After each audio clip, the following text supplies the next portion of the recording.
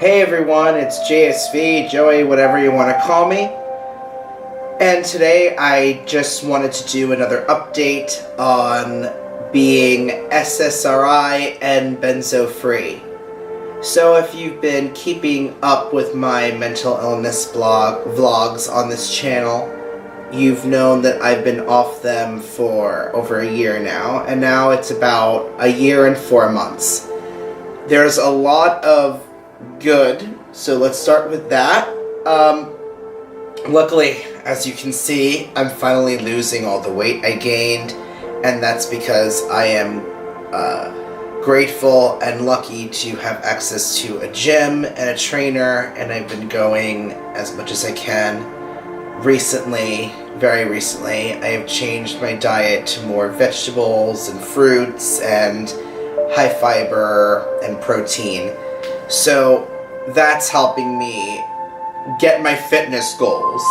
Now I'm seeing a doctor very soon, a new family doctor, where I can address getting my blood, my brain, and everything else checked and see what else I can do, because as everyone who's watching this and has reached out to me knows, with Withdrawal, there's so little information for us.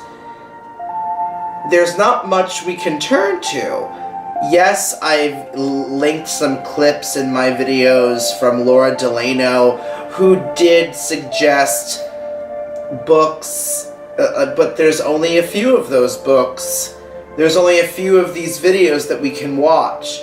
SSRI and Benzo withdrawal is such a serious topic, and so many people are dealing with it, but obviously we're very isolated, and obviously the pharmaceutical companies are very powerful.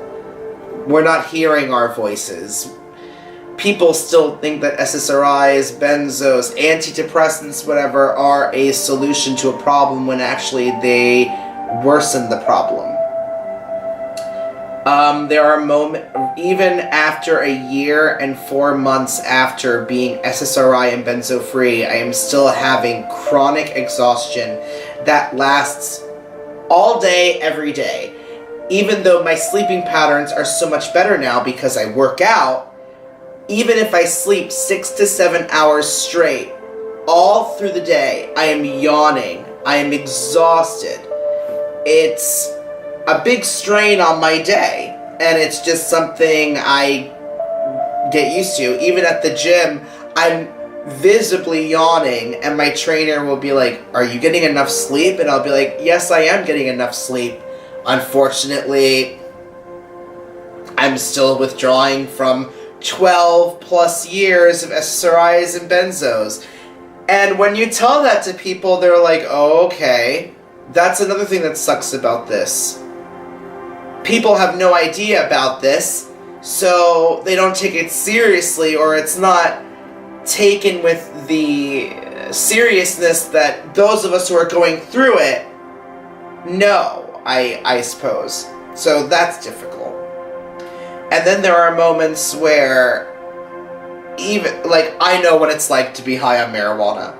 Yet, there are moments in time where obviously I'm not high on marijuana, but I will feel as if my brain shut off, and my brain or whatever is just like mush for a couple seconds, and then I'll get my bearings, and that's apparently normal.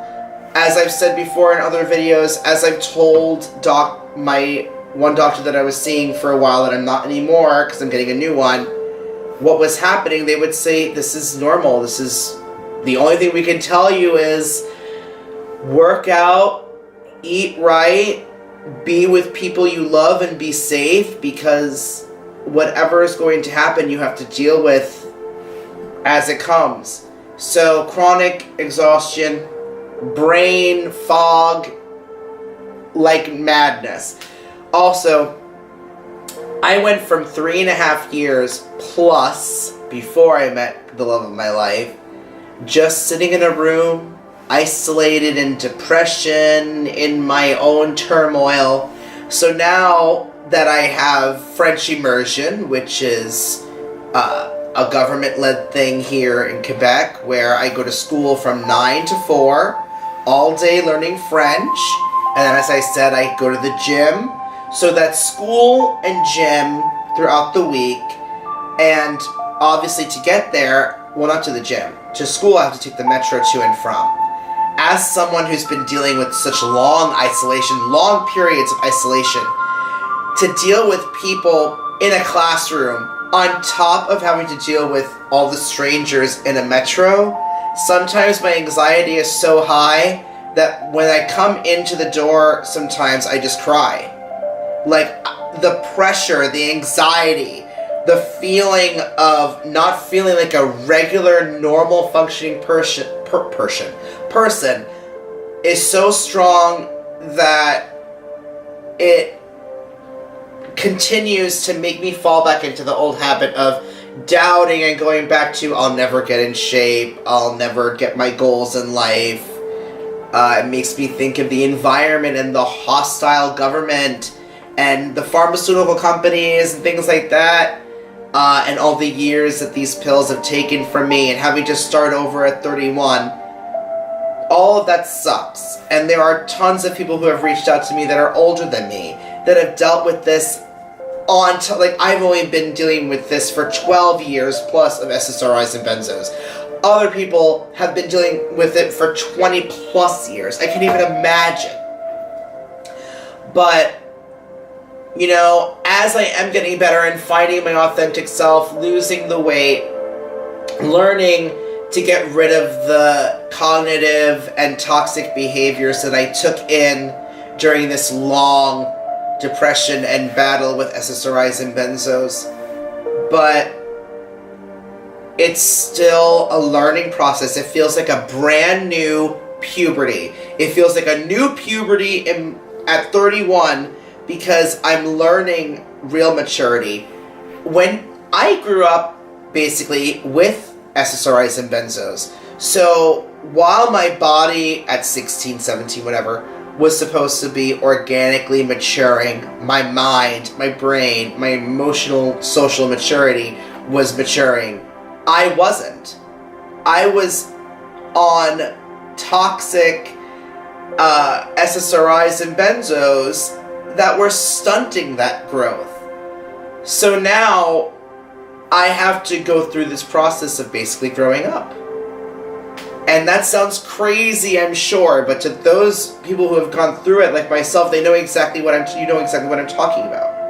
It feels like I'm a child, and I'm learning to be mature now that I'm off these pills that they give to prison inmates, they give to us in the inpatient facilities to make us frickin' zombies. Antidepressants, benzos, opiates. These are not joking matters. These are serious things that change and ruin lives. I am so grateful that I met, the love of my life, that had a family that has tons of resources where I was in poverty and I couldn't get any help, and now I am. I know that a lot of you are not in that situation, and it's so scary and so frustrating. And I hope you know that I give a shit about you, and I'm grateful that a lot of people have reached out to me since I started doing these vlogs. A lot of people get annoyed that I do the drag race reviews and things with my drag queen friend Sia, but that's part of my recovery. Those are things that make me happy. And also on top of this, going through learning how to be a real person. That's something that happens too. While I'm speaking, my speech gets slurred. That's stupid, right? It's a normal thing now. Feeling happiness, feeling content, accepting happiness. For example, during the holidays, I had a fantastic holiday.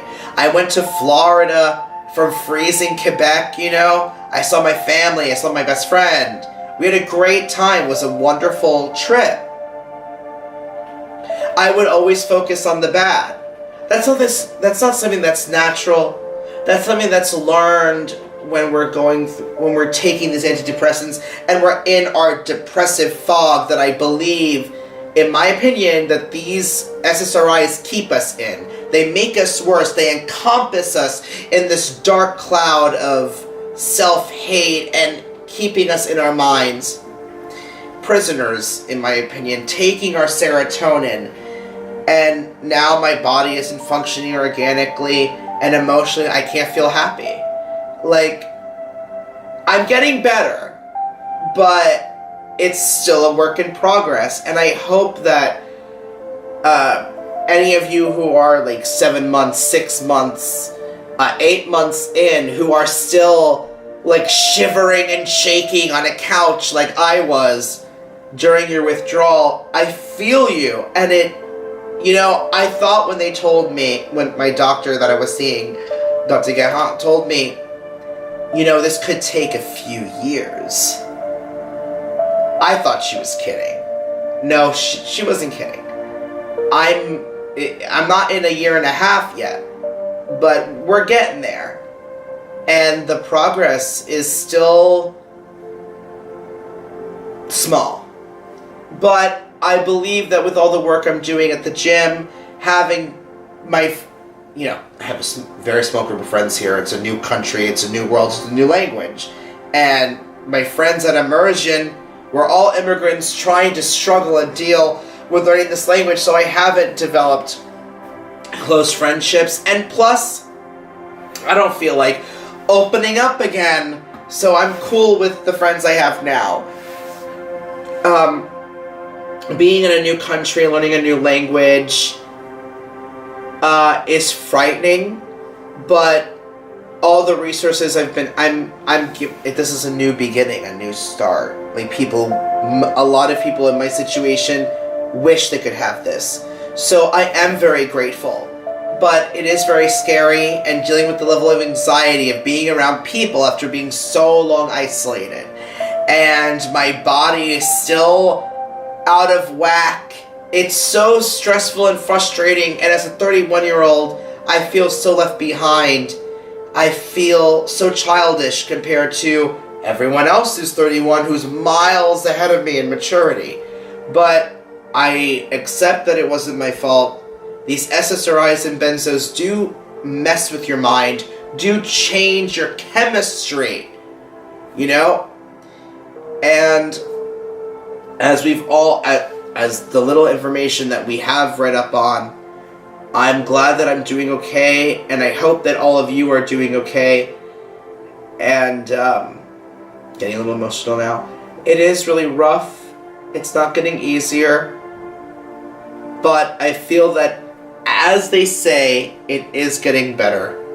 So I suppose I'm just going to concentrate on that and continuing to stay on this more protein fibery diet, lifestyle rather. Diets don't work. Working out, spending more time with my drag friend and my friends here in Quebec, though they're very few, and obviously living my day-to-day life with the love of my life. I highly recommend, if you're going through this, to have someone, and if you don't, there are so many YouTube and online communities that you can reach out to. When I had no one and, Simon was at work all day, I had to reach out to somebody. I had my YouTube videos of Lord Delano.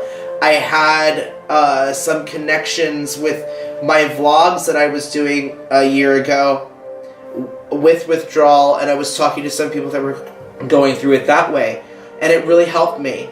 And I thank all of you that have continued to watch. And, I don't have that many subscribers. I mean, I have like 142. Like, that's great. But I'm really doing this for me. Like, the Drag Race thing's there for me. Like, I'm not trying to be famous or anything. One day I could be that, because I plan on owning a pretty fierce restaurant one day with tons of drag queens, and that's all great. But right now, all I have to concentrate on, and that's the stressful part, is learning my new language in my year program and then getting my life together. So basically, I am just in a healing waiting period of working out learning a new language, and acclimating to being a, quote, regular, unquote, human being, using the metro, getting used to social situations, getting used to everyday life, instead of being home, shivering on a couch in Withdrawal, or pacing and walking around a neighborhood deep in my past and hating myself. Withdrawal from SSRIs and Benzos sucks!